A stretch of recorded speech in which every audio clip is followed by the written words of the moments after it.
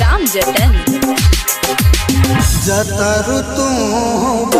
रत देखे न दो डीजे पे कमर ही लई हना पुरानी सीना से हटई हना गौवा के लड़का अनेरा बा नजर सबसे मिलई हना जतरु तू रत देखे न दो डीजे पे कमर ही लई हना पुरानी सीना से हटई हना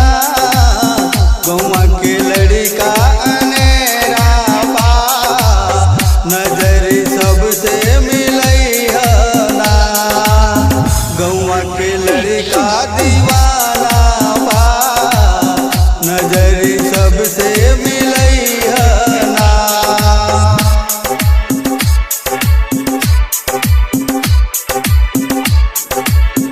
डायरेक्टर डीजे राम जतन गौवा के लड़का हरिहर नमरी देखाई देखी के तन को लुभई हना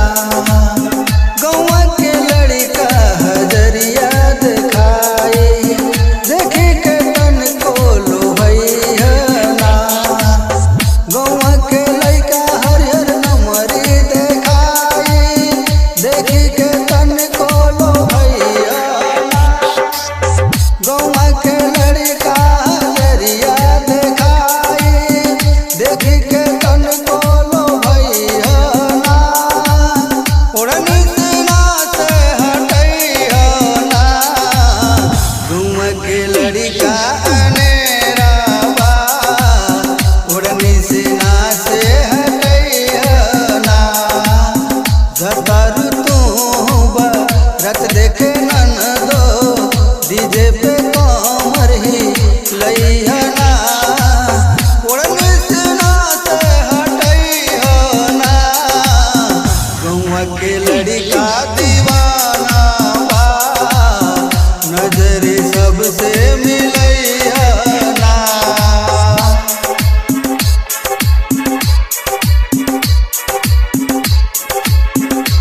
अभी सुन बानी राम सागर की आवाज डीजे राम जतन रोड पर चले लू करेलू स्माइल कितना सवारी के करलू तू घायल एगो हाथ में छाता एगो हाथ में मोबाइल रोड पर चले लू देखावत स्टाइल राइटर राकेश राम सागर गवेले साचे बतियाऊ दिल से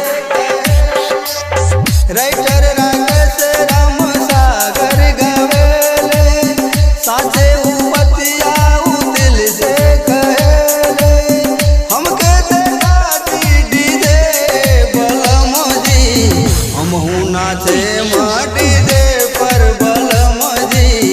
हमहू देखाए में स्टाइल बलम जी जतरु तू रत देखे न दो डीजे पे कमर ही लई हना पुरानी सीना से हटई हना गौवा के लड़का दीवाना